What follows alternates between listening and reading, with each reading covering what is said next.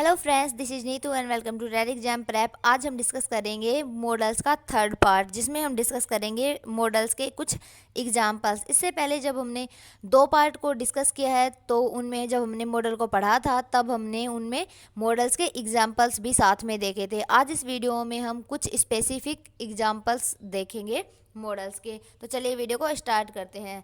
तो फर्स्ट जो हमारा मॉडल है वो है वुड। तो जैसा कि हमने डिस्कस किया था, वुड का यूज हम पास्ट हैबिट के लिए करते हैं, पोलाइट रिक्वेस्ट के लिए करते हैं, विश के लिए भी करते हैं और किसी चीज़ के लिए प्रेफरेंस देने के लिए भी करते हैं। सो आज हम यहाँ पर मॉडल यानी कि वुड के भी कुछ एग्जाम्पल्स डिस्कस करेंगे। उसके अलावा कुछ और स्पेसिफिक मॉडल्स जो हैं उनके भी एग्जाम्पल्स डिस्कस करेंगे। तो वुड का जो हमारे पास यहाँ फर्स्ट एग्जाम्पल है वो है he would wake up early in the morning and go to work. कि वह सुबह जल्दी उठता था और काम पर जाता था। हमने यहाँ पर था वर्ड यूज किया बिकॉज यहाँ पर जो वुड है वो पास्ट हैबिट को शो कर रहा है। पास्ट की जब कोई हैबिट होती है उसको दिखाने के लिए हम यूज्ड टू का भी यूज करते हैं, बट वो एक अलग तरीके से यूज होता है। वहाँ पर किसी चीज़ को जब बार बार रिपीटेशन होता है तो भी हम यूज्ड टू का यूज करते हैं, बट यहाँ पर हमारे लिए जो पास्ट हैबिट को शो करने के लिए वर्ड यूज हुआ है वो है वुड। नेक्स्ट हमारा एग्जाम्पल है my mother would always make me my favourite dishes. कि मेरी मम्मा मेरे लिए हमेशा मेरा पसंद का खाना बनाकर देती थी। तो ये भी हमारे लिए पास्ट हैबिट्स के लिए ही यूज हुआ है कि कोई एक बच्चा है या फिर बच्ची है, उसकी मम्मा उसके लिए खाना बनाकर देती थी, वो भी उसकी पसंद का। सो ये उनकी मम्मी की पास्ट की हैबिट है। नेक्स्ट जो हमारा एग्जाम्पल है वह है would you get me A glass of water please. कि क्या आप मेरे लिए एक गिलास पानी ला कर देंगे। तो यहाँ पर हम देख पा रहे हैं कि वुड का जो यूज हुआ है वो एक पोलाइट रिक्वेस्ट के लिए हुआ है। सो दोस्तों, उम्मीद करती हूँ आपको ये समझ में आ रहा है। नेक्स्ट हमारा एग्जाम्पल है I would like to see the owner. कि मैं ओनर को देखना चाहूँगा। कि कोई कोचिंग हो सकती है, कोई इंस्टीट्यूट हो सकता है, कोई कॉलेज स्कूल या फिर किसी फंक्शन का या किसी पार्टी का कोई ओनर हो सकता है। उसके लिए कहा गया है कि मैं ओनर को देखना चाहूँगा। सो यहाँ पर वह जिससे भी ये बात बोल रहा है या बोल रही है तो उससे ये पोलाइट रिक्वेस्ट ही कर रही है कि मैं ओनर से मिलना चाहूँगा, उन्हें देखना चाहूँगा। सो यहाँ पर जो वुड का यूज हुआ है वो भी हुआ है पोलाइट रिक्वेस्ट के लिए। नेक्स्ट हमारा जो एग्जाम्पल है वह है I wish you would be a here. I wish you would be here. कि मैं चाहता हूँ काश तुम यहाँ हो। तो ये एक विश है कि काश तुम यहाँ हो। कि कोई है जो चाहता है कि किसी के लिए कि काश वो यहाँ हो। जैसे कि स्कूल में छोटे बच्चे होते हैं, अगर उन्हें उनकी टीचर डांट दे तो वो बोलते हैं कि वो सोचते भी हैं कि काश मेरे पापा यहाँ होते, काश मेरी मम्मा यहाँ होती, तो हम टीचर को भी डांट पड़वा देते। सो नेक्स्ट हमारा जो एग्जांपल है, यहाँ पर जो हमारा जो फिफ्थ एग्जांपल था इसमें जो वुड का यूज हुआ है वो है विश के लिए। नेक्स्ट हमारा एग्जांपल है सिक्स में इसमें दिखाया है I would rather have food at home than outside. कि यहाँ पर जो वुड का यूज हुआ है वो प्रेफरेंस के लिए हुआ है कि किसी दो चीज़ों में से किसी एक चीज़ को ज़्यादा महत्वपूर्ण बताने के लिए हमने वुड का यूज यहाँ पर किया है। सो ये है I would rather have food at home than outside. कि मैं घर के बाहर की बजाय घर का ही खाना पसंद करता हूँ। सो यहाँ पर हमारे वुड के एग्जाम्पल्स कंप्लीट होते हैं। बढ़ते हैं नेक्स्ट हम यहाँ पर माइट के एग्जाम्पल्स देखेंगे। जैसा कि आपको पता है कि माइट का एग्जाम्पल लेस पॉसिबिलिटी के लिए, यानी जहाँ पर 35 से कम पॉसिबिलिटी होती है वहाँ पर हम माइट का यूज करते हैं। पोलाइट परमिशन के लिए भी माइट का यूज होता है।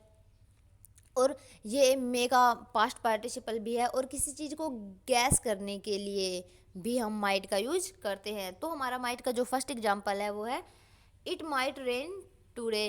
कि आज बारिश हो सकती है। जैसे कि अगर हमारे पास मौसम है, बिल्कुल साफ़ है, आसमान हमें बिल्कुल साफ़ दिखाई दे रहा है, बादल नहीं है, तो बारिश जो होने की संभावना है वो बिल्कुल कम होगी। सो उस ही सिचुएशन के लिए यहाँ पर यूज किया गया है इट माइट रेन टुडे। यानी कि ऐसे असाफ मौसम में जब धूप खिली हुई हो मौसम आसमान साफ हो, बादल नहीं हो, तो बारिश होने की संभावना बिल्कुल कम होती है। सो इस लेस पॉसिबिलिटी के लिए ही हमने यहाँ पर माइट का यूज किया है।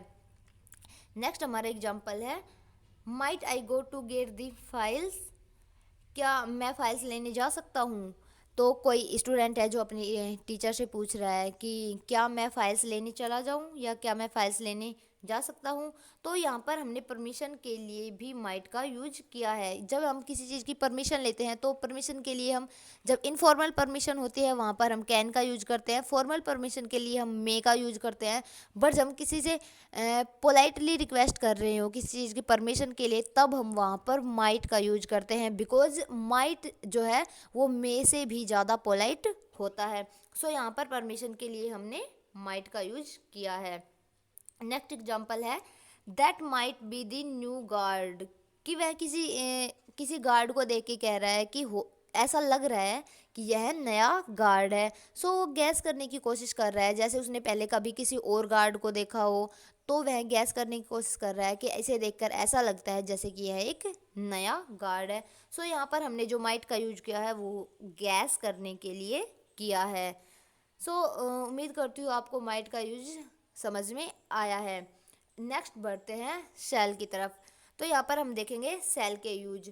तो जैसा कि हमने पहले भी डिस्कस किया था, सेल का यूज हम करते हैं प्योर फ्यूचर को शो करने के लिए, बिकॉज सेल जो है वो फ्यूचर टेंस की हेल्पिंग वर्ब है। रिक्वेस्ट के लिए भी करते हैं, एडवाइस, सजेशन, परमिशन के लिए भी, और किसी चीज़ को कमांड देने के लिए भी हम सेल का यूज करते हैं। सो हमारे पास जो सेल का फर्स्ट एग्जाम्पल है वो है, we shall go to school tomorrow, कि कल हम स्कूल जाएंगे। तो ये प्योर फ्यूचर की बात कर रहा है कि हम कल स्कूल जाएंगे। तो यहाँ पर हमने फ्यूचर को शो करने के लिए, हमें फ्यूचर में हम क्या करने वाले हैं उसको शो करने के लिए हमने सेल का यूज किया है। नेक्स्ट हमारा एग्जाम्पल है, I shall teach you to dance, कि मैं तुम्हें डांस सिखा दूंगा। तो यहाँ पर कोई है जो डांस टीचर है या फिर कोई और भी हो सकता है जिसे डांस करना आता है, और वो किसी से बोल रहा है कि मैं आपको डांस सिखा दूंगा। तो यहाँ पर भी ये फ्यूचर में, कि वो फ्यूचर में क्या करने वाले हैं उसी बात को शो करने के लिए यहाँ पर हमने सेल का यूज किया है। नेक्स्ट हमारा एग्जाम्पल है, shall I bring a glass of fresh juice for you, कि वह किसी से, यहाँ पर जो कि वह कोई भी है या फिर गर्ल है या बॉय है, कोई भी है जो बोल रहा है कि क्या मैं आपके लिए एक ग्लास फ्रेश जूस लेकर आ जाऊँ, कि आपके लिए एक ग्लास ताज़ा जूस लेके आ जाऊँ। तो ये किसी से रिक्वेस्ट कर रहे हैं या कर रही है कि क्या मैं आपके लिए जूस का ग्लास एक लेके आ सकता हूँ। सो यहाँ पर हमने जब सेल का यूज किया है तो वो रिक्वेस्ट के लिए किया है। नेक्स्ट हमारा एग्जाम्पल है, shall I close the door, कि क्या मैं दरवाज़ा बंद कर दूं। तो जब हम किसी ऑफिस में जाते हैं और जब हम किसी को बोल लें कि क्या मैं दरवाज़ा बंद कर दूं, तो एक परमिशन के लिए भी हो सकता है, बट यहाँ पर हम इंटरनली सजेस्ट, यानी कि एक एडवाइस दे रहे होते हैं कि आपको दरवाज़ा, यानी इनडायरेक्ट वो एडवाइस होते हैं कि आपको दरवाज़ा बंद कर लेना चाहिए। जैसे अगर बाहर से शोर आ रहा है तब हम बोल सकते हैं कि क्या हम दरवाज़ा बंद कर दें। तो एक एक एडवाइस वाली फीलिंग होती है जो इंटरनली हम कर रहे होते हैं, ये इनडायरेक्ट होती है। सो परमिशन, यहाँ पर परमिशन और एडवाइस दोनों ही राइट आंसर होगा। सो यहाँ पर हम एडवाइस भी बोल सकते हैं और परमिशन भी। तो हम परमिशन या फिर एडवाइस के लिए हमने यहाँ पर सेल का यूज किया है। नेक्स्ट हमारा एग्जाम्पल है, shall we go to the market tomorrow, कि क्या हम कल बाजार चले, कि क्या हम कल मार्केट चले। तो हो सकता है कि इन्हें किसी चीज़ की ज़रूरत हो, हमें अगर किसी चीज़ की ज़रूरत होती है, हमारे पास जैसे कोई घर में सामान नहीं है या फिर हमें पढ़ने के लिए कुछ बुक्स चाहिए, तो हम उनको ख़रीदने के लिए मार्केट जाते हैं। तब यहाँ पर ये इनडायरेक्टली सजेस्ट कर रहा है कि हमें मार्केट चलना चाहिए। जैसे कि मान लो कि हमारे पास बुक्स नहीं है और मैं अपने पापा को बोलूँ कि पापा हमें मार्केट चलना चाहिए, तो मैं उन्हें सजेस्ट भी कर सकती हूँ कि हमारे पास बुक्स नहीं है और हमें बुक्स लेनी है। सो यहाँ पर भी ये एडवाइस, परमिशन और सजेशन दो तीनों के लिए ही यूज हो सकता है, बट हमने जो यहाँ पर लिखा है वो है सजेशन। तो हम यहाँ पर सजेशन के लिए सेल का यूज कर रहे हैं। यहाँ पर अगर परमिशन होगा और एडवाइस होगा तब भी राइट आंसर होगा।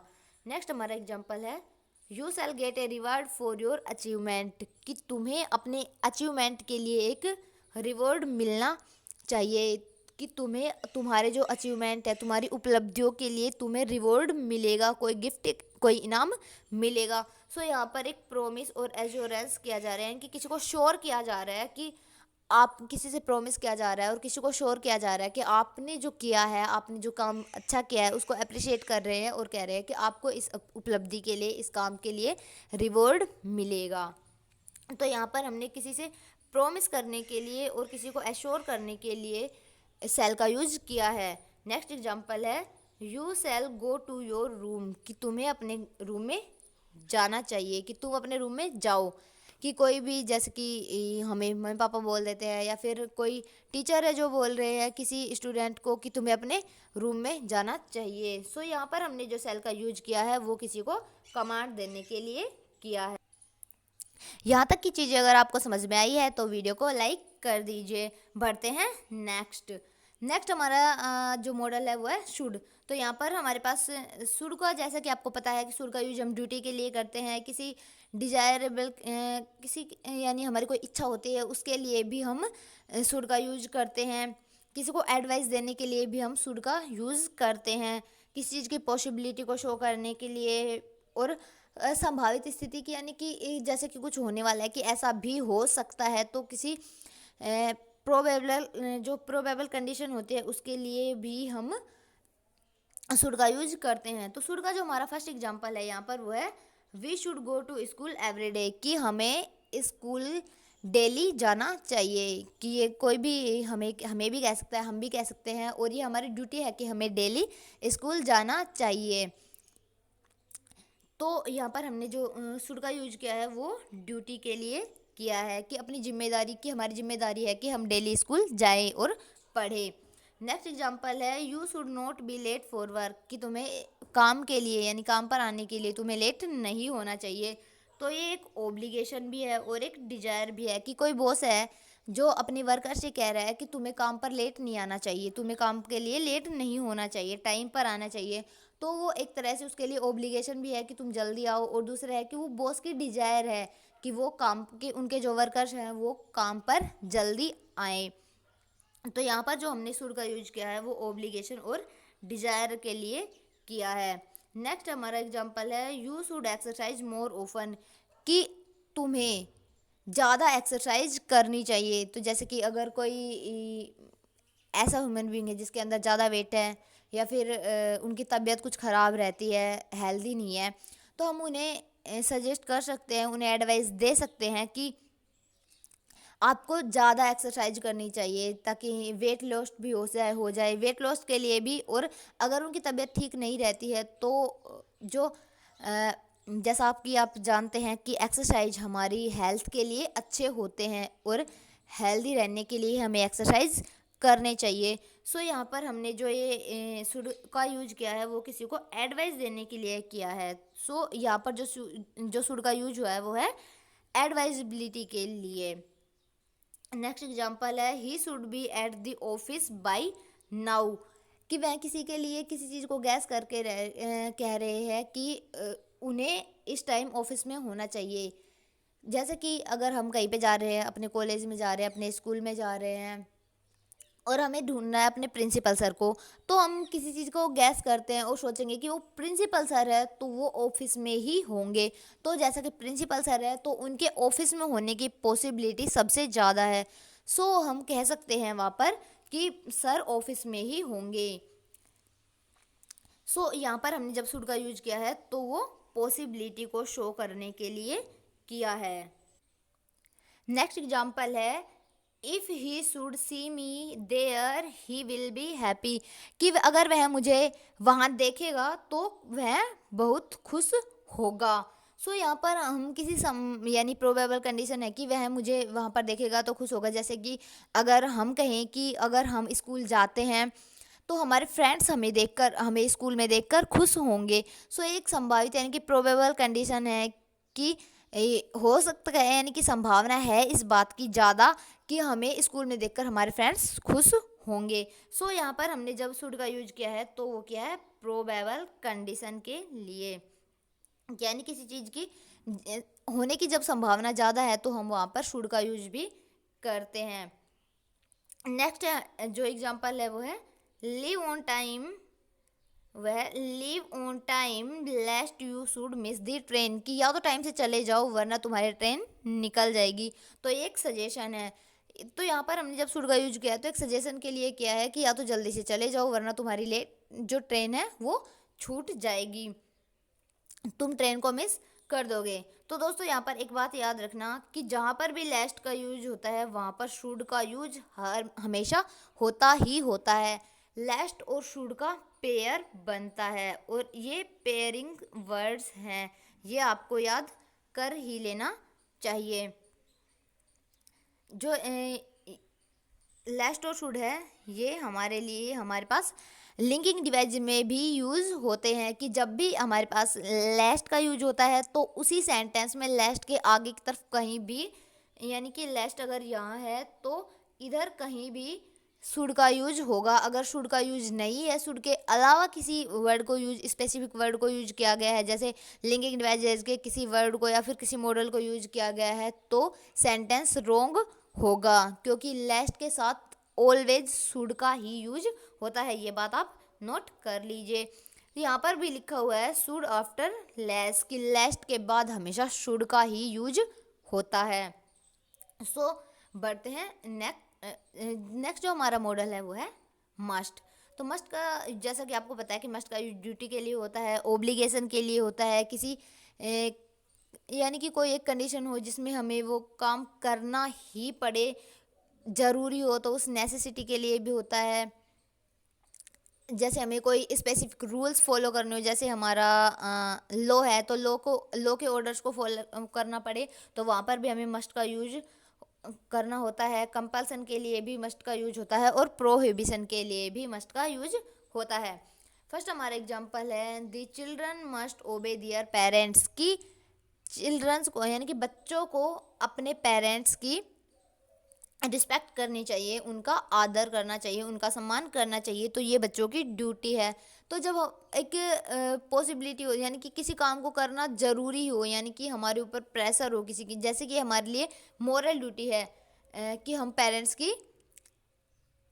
ओबे करें, पेरेंट्स की रिस्पेक्ट करें, उनका सम्मान करें, तो ये हमारी जो सोसाइटी है उसका भी हम पर प्रेशर रहता है कि हम अपने पेरेंट्स की रिस्पेक्ट करें। सो यहाँ पर हमने जो मस्ट का यूज किया है वो है ड्यूटी के लिए।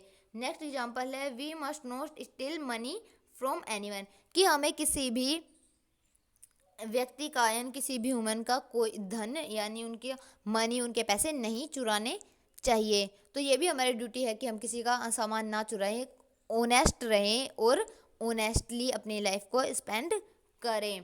तो यहाँ पर हमने जो मस्ट का यूज किया है वो भी ड्यूटी के लिए ही किया है। नेक्स्ट एग्जांपल है you must follow the orders of your boss, कि तुम्हें अपने बॉस के ऑर्डर्स फॉलो करने चाहिए और ये एक ओब्लिगेशन है। यानी कि कोई भी है, जैसे कि एक वर्कर है या फिर मान लो कि हम टीचर हैं और हम अपने प्रिंसिपल के नीचे अगर काम कर रहे हैं तो हमें अपने प्रिंसिपल हमारे बॉस हुए तो हमें उनकी बातें माननी पड़ेंगी। ये हमारे लिए ओब्लिगेशन है क्योंकि वो हमसे बड़े हैं और उनका जो स्टेटस है वो हमसे बड़ा है। सो जो वो ऑर्डर करेंगे हमें उनके ऑर्डर्स को फॉलो करना पड़ेगा। तो यहाँ पर जो मस्ट का यूज हुआ है वो है ओब्लिगेशन के लिए। नेक्स्ट एग्जांपल है I must reach work on time, कि मुझे टाइम पर पहुंचना है। कहाँ पर? काम के लिए। हमें टाइम पर पहुंचना है काम के लिए, तो एक नेसेसिटी है, ये एक आवश्यकता है कि पहुंचना ही पड़ेगा, वरना जो बॉस है वो पैसे भी काट सकते हैं।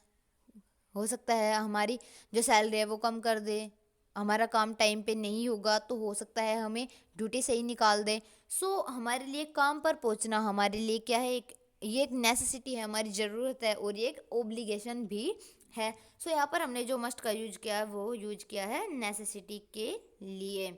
नेक्स्ट एग्जांपल है he must do as I say, कि उसे वैसा ही करना पड़ेगा जैसा मैं कहूँ। He must do as I say, कि वह वैसा ही करेगा या वैसा ही करता है जैसा कि मैं कहता हूँ। तो ये एक कंपल्सन है कि जो कहने वाला है वो कोई बॉस होगा जो अपने वर्कर्स को अपने अंडर में काम करने वाले लोगों पर ऑर्डर चलाता है और कह रहा है कि उन्हें वैसा ही करना पड़ता है जैसा कि मैं कहता हूँ। तो यहाँ पर हमने जो यूज किया है मस्ट का, वो किया है कंपल्सन को शो करने के लिए।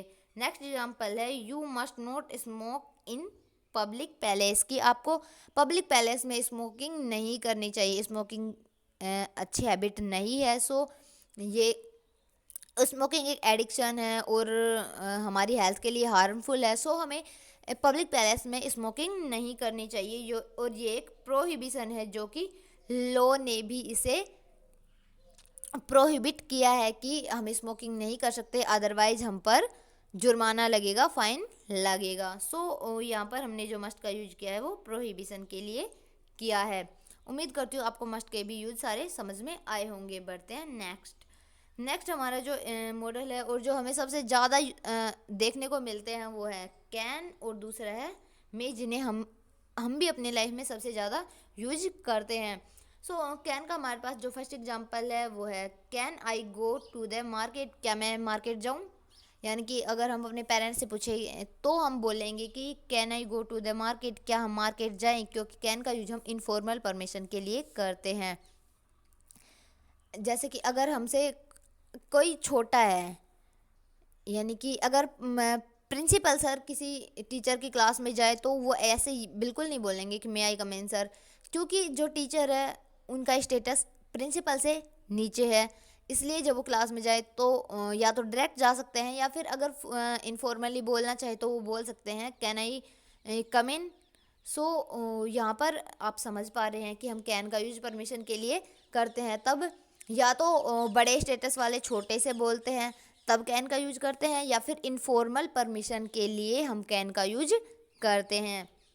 तो यहाँ पर जो कैन का यूज हुआ है वो परमिशन के लिए हुआ है। नेक्स्ट एग्जांपल है anyone can be the thief, कि कोई भी चोर हो सकता है।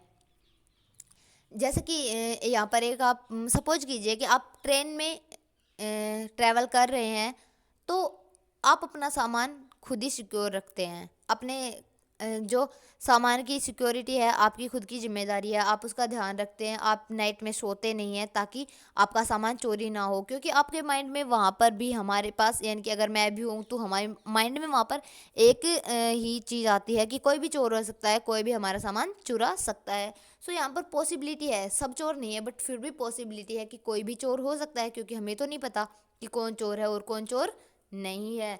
सो यहाँ पर हमने जब कैन का यूज किया है वो पॉसिबिलिटी को शो करने के लिए किया है। नेक्स्ट जो एग्जांपल है वो है he can stay awake for 2 days, कि वह 2 दिन तक बिना सोए रह सकता है, यानी कि 2 दिन तक जागे रह सकता है। तो हम तो जो नॉर्मल ह्यूमन बींग्स हैं वो 48 घंटे बिल्कुल जगे हुए नहीं रह सकते, सो जाते हैं, हमें नींद आ जाती है। बट ये किसी की एबिलिटी, किसी की कैपेसिटी को शो करने के लिए हमें बताया जा रहा है कि वह जो है वो 2 दिन तक बिना सोए रह सकता है। तो यहाँ पर जब हमने कैन का यूज किया है तो एक कैपेसिटी और एबिलिटी के लिए किया है। नेक्स्ट हमारा एग्जाम्पल है वो है मे का यूज हम परमिशन के लिए करते हैं, विश के लिए, फेथ और होप के लिए करते हैं, और किसी स्पेसिफिक पर्पज के लिए भी हम मे का यूज करते हैं। सो यहाँ पर जो मे का हमारा जो फर्स्ट एग्जांपल है वो है मे आई गो नाउ सर, कि क्या सर मैं जाऊँ। जब हम किसी अपने से ऊंचे स्टेटस वाले से, यानी कि अगर टीचर है तो वो प्रिंसिपल सर से पूछेंगे, या फिर हम स्टूडेंट्स हैं तो हम अपने प्रिंसिपल सर से, क्लास टीचर से, इंचार्ज सर से, किसी से भी पूछेंगे कि क्या सर अब हम जाएं, तो हमें वहाँ पर फॉर्मल परमिशन के लिए मे का यूज करना होता है। तो यहाँ पर हमने जो मे का यूज किया है वो किया है परमिशन के लिए। नेक्स्ट एग्जाम्पल है मे God always be with you, कि भगवान तुम्हारे हमेशा साथ रहे। तो हम किसी को जब ब्लेसिंग्स देते हैं तब भी हम वहाँ पर मे का यूज करते हैं, यानी कि जब हम किसी चीज़ की चाहते हैं कि यानी इंटरनली जब हम हार्ट से किसी चीज़ को चाहे, जैसे कि हम किसी के लिए विश मांग रहे हो, किसी को ब्लेसिंग्स दे रहे हो, किसी पर हम फेथ रखते हो, कुछ पाने की होप रखते हो, तब हम कहते हैं कि मे, जैसे कि यहाँ पे एग्जांपल है may always be may God always be with you, या फिर हम कहते हैं मे गॉड ब्लेस यू। और अगर हम किसी चीज़ की होप है तो हम कहते हैं मे आई विल फाउंड इट, कि क्या शायद मैं उसे पा लूँगा। जैसे कि अगर हम किसी जॉब की तैयारी कर रहे हैं, किसी एग्ज़ाम का प्रिपरेशन कर रहे हैं, तब वहाँ पर उम्मीद रखते हैं कि अब की बार हम एग्ज़ाम को क्रैक कर लेंगे, तब भी हम वहाँ पर मे का यूज़ करते हैं। तो यहाँ पर हमने जो मे का यूज किया है वो विश, फेथ, होप और ब्लेसिंग्स के लिए किया है। नेक्स्ट एग्जाम्पल है he is working hard so that he may get an appraisal. तो कि वह एक यहाँ पर अप्रेजल का मीनिंग होता है किसी चीज़ का मूल्यांकन करना, किसी चीज़ का औचित्य देखना कि वह क्या कर रहा है उस चीज़ का। जब हम मूल्यांकन करते हैं, उसका इवैल्यूएशन करते हैं, तब हम उसे कहते हैं अप्रेजल। सो यहाँ पर जो सेंटेंस है इसका मीनिंग होगा कि वह कठिन यानी कि कठोर मेहनत कर रहा है, वह हार्ड वर्क कर रहा है, तो उसका मूल्यांकन होना चाहिए, उसका औचित्य क्या है उसे देखा जाना चाहिए। तो एक पर्पज है कि हम उसका मूल्यांकन क्यों कर रहे हैं।